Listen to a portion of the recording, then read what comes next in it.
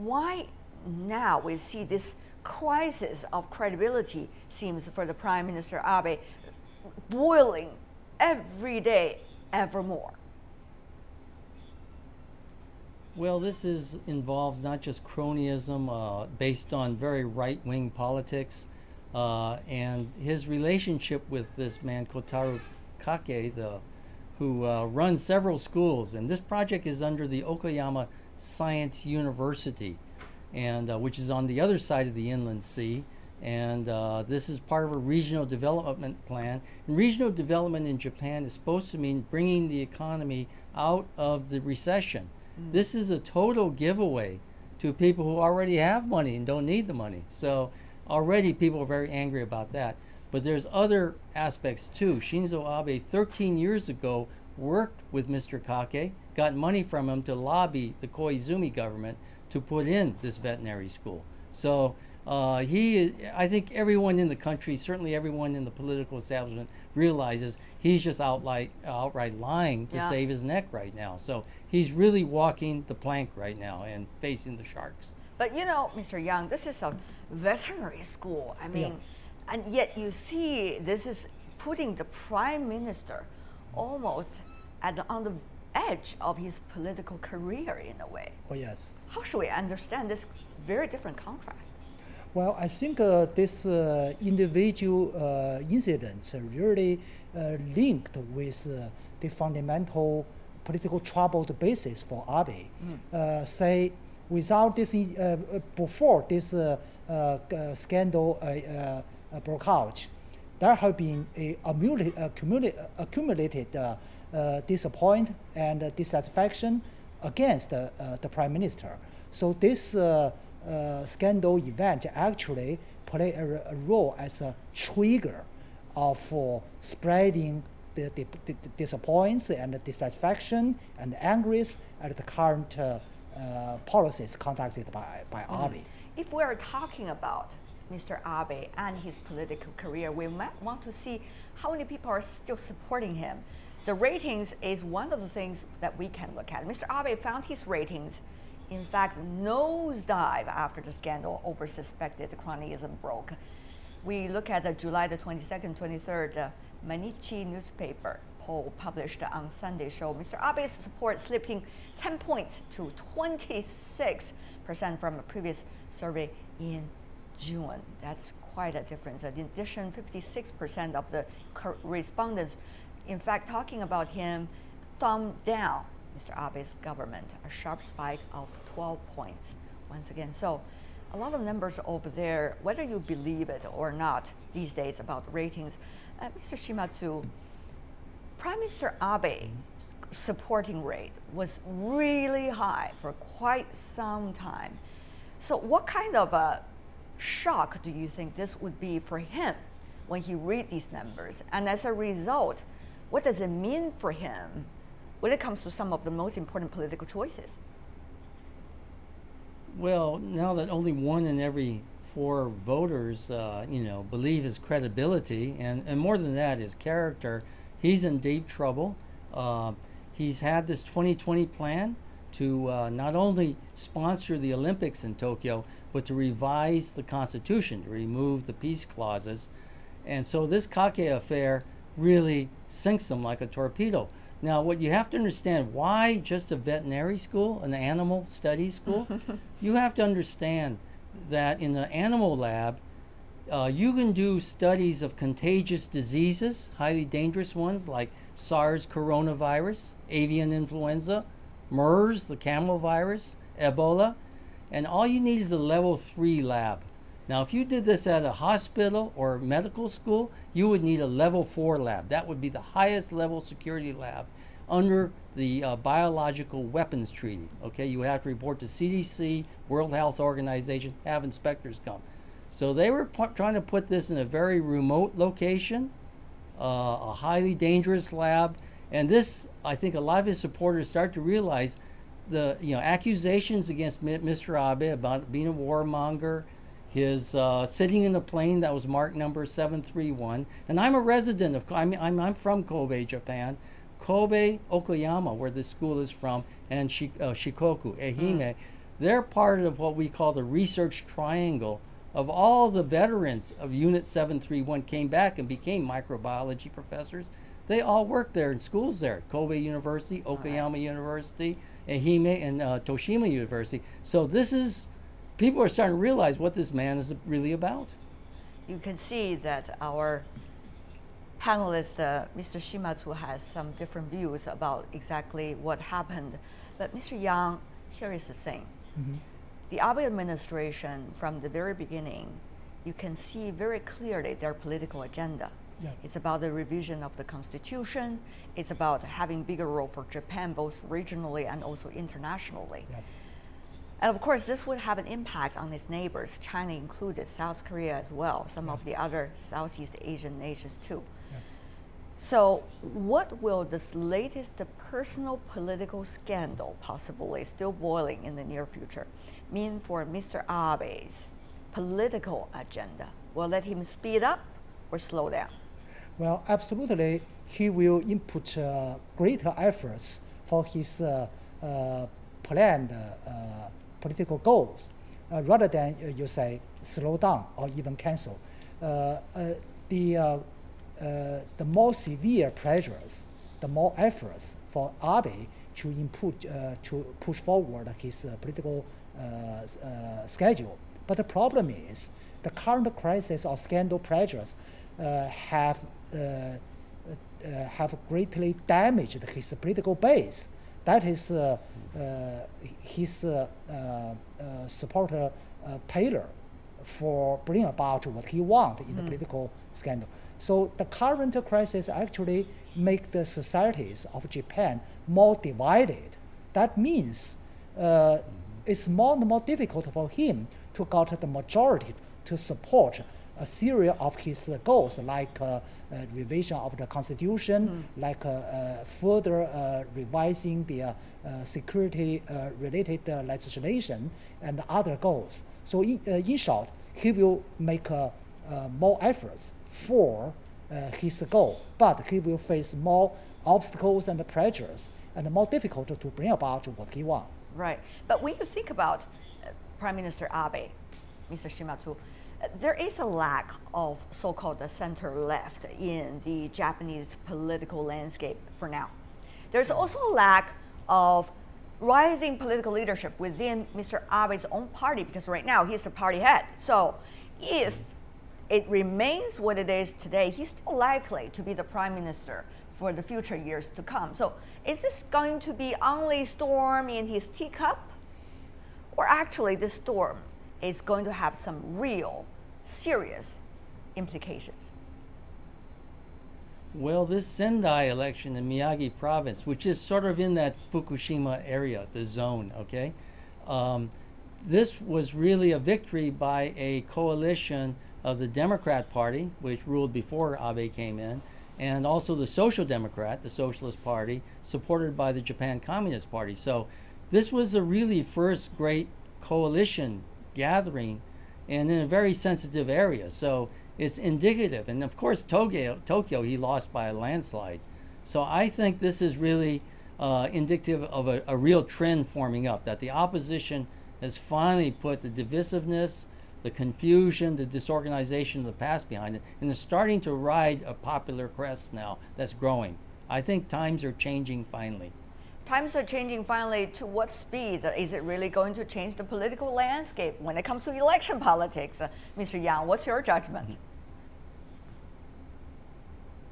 Mr. Yang, what's your judgment? Well, I think he will be able to complete his term even till to 2020, but it's difficult for him to bring about his goal of revising the constitution that needs a extreme majority. But Mr. Yang, here's something. One of the things why he's getting this political base, there's a hardcore of supporters for him, for Mr. Abe, that is trying to change the constitution, try to change the status of Japan for the future in the region, worldwide, try to look at the history in a very different lens. So if he is not going to do that, is he going to still have the hardcore supporter of his party? And is he going to last as a result of this? Well, let me put it this way. The current rising opposition forces really include those who oppose Abe's plan to revise the constitution. Say, if without the scandal, those people remain opposing his plan. But if he drop off the revision of the constitution, those people will not oppose, but the scandal pressures will also make problems and troubles for him. So basically, he has been in trouble by varied reasons. Only pick out one of the reasons cannot reduce or remove the pressures he is facing. Right. So basically, he can insist on the completion of his term, but I'm afraid he cannot bring about all the political goals, including the security ambitions and a constitution. That is, of course, at the central level, but what about on localities? Mr. Shimatsu, you know this better than I do, and probably anybody else when you were covering the Japanese politics. Locally, it is also a war, political war, boiling over there. How about locally? Is his party really having a control? What about some of the rising stars of the opposition? Are they really going to have some say for the political landscape? We're seeing a lot more women get into politics since the Tokyo elections. That's true. A woman won the Sendai election. So I think that's a huge change, that we're seeing more activism among women. The other problem for Abe is that he supported the TPP, the Trans-Pacific Partnership. So a lot of the farm vote now is starting to defect away from the Liberal Democrats. And I think the final, he only has, the Liberal Democrats only have 30% of the electorate. He's in there because of apathy. What's changed in that 30%, however, is that a lot of those people aren't so much ideologically rightist or conservatives. They're people who support utility industry, a strong basic economy, and Abenomics has not worked out for them. These are people with large, holdings and shares in the stock market. They're very disappointed. The Japanese economy has not turned around the way he promised. So he's getting erosion in that 30%, along with the regrouping of the 60% who don't like him. Interesting analysis. At the same time, Mr. Shimatsu, since you talk about the TPP, you could see Japan's international vision. I mean, we earlier talking about revision of the constitution, having bigger power for its military worldwide, and now we're talking about economic as well. TPP, withdrawal of the United States, it's going to be a very different picture, even though Japan wants to support a renegotiation of that, even without the United States. You also see Japan trying to play so-called bigger role in international politics, whether it's in the UN, or it's about development aid, or it's about developing regional power relationship with some of the other countries like India, like Russia, like playing bigger role in Africa. How do you categorize the nature of Japan's search for a different image and a different status? Well, these are all, we're talking about a wish list here. If Japan was like it was back in the 1960s and making a strong comeback, I think the real problem is Abe's core issue has always been the security climate in Northeast Asia. The problems Japan has had strategically with China, with North Korea, and to a lesser extent, but still there, with Russia. And he hasn't solved those problems. And now that the relationships between, North Korea and the United States is not going well, I think the electorate's very, very worried that he hasn't really asserted Japan's strength in any way. There's a lot of opposition from China, from Korea, and now from Russia. And so he has basically tended to push other countries away rather than bring them in to any kind of cooperation for Japan. And I think a lot of people in Japan are very, very worried. He's a warmonger, but he's not going to be able to handle anything like a war in the region. Mr. Yang, the wish list is an interesting phrase mentioned by Mr. Shimatsu. Yep. That is a long wish list. But at this point, do you see any of the wish list likely to be achieved together with the domestic issues, such as Abenomics? It is the economy stupid, as they always say, when it comes to what is really supporting the political fights when it comes to elections? Mr. Yang. Well, that's a really interesting question. But if you look at the whole items of the wish list, it's hard to find any of the item that can be satisfied to bring about, simply because economically, Japan economy has been facing structural problems, while the Abe economics cannot address the structural problems only by increasing the monetary inputs, by financial policies, and some others. They cannot address the structural problems. So in security arena, his plan has divided the society, and also if you look at the past few years, Japan's security environment, because of the adverse relationship with China, with North Korea, with Russia, so the security environment for Japan is going worse rather than better than before. So shortly, I could say only one of the items can achieve a limited progress, say TPP. But without the United States, the volume of GDP by TPP has been shrunk by 60%. So TPP will be there, but the significance of TPP has been totally different than before. Mr. Shimatsu, do you agree? Oh, absolutely. I think the professor is right on every one of those points. Very observant.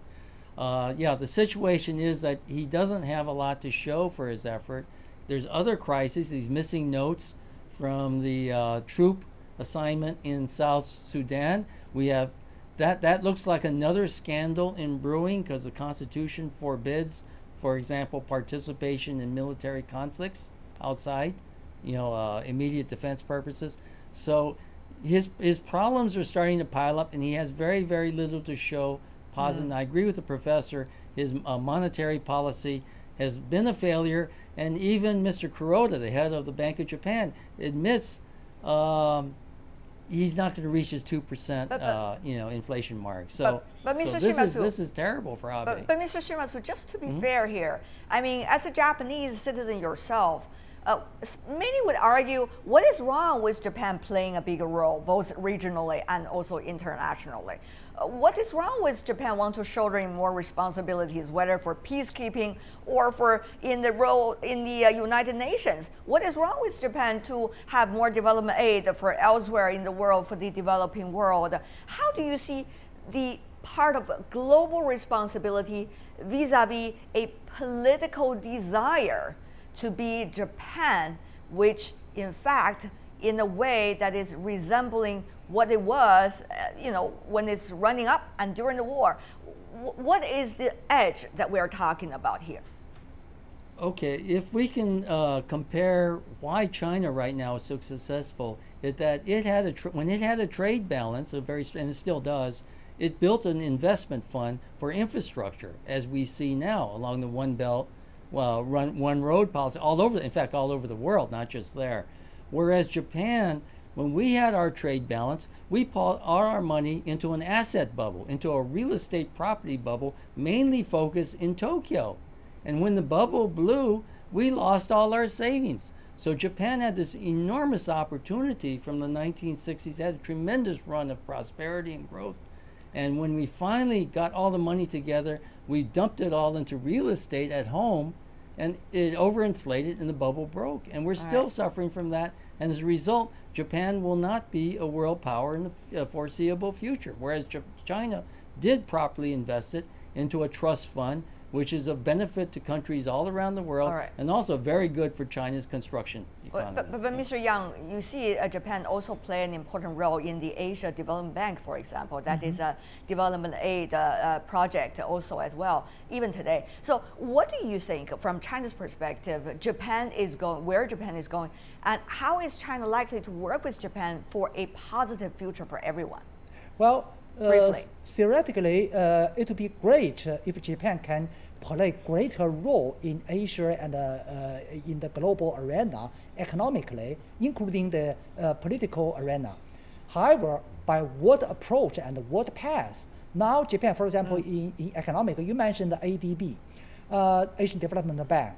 And we have set up AIIB that have been widely welcomed by the international community that play a very important role for infrastructure construction. But Japan opened a totally different way, non-cooperative way with the majority of the international community. They want to open a unique way, led by themselves. Okay. So basically, they are conducting the Japanese style increasing role programs. So I think without the cooperation within the international community, Okay. Their own way for the increasing their own role cannot be successful.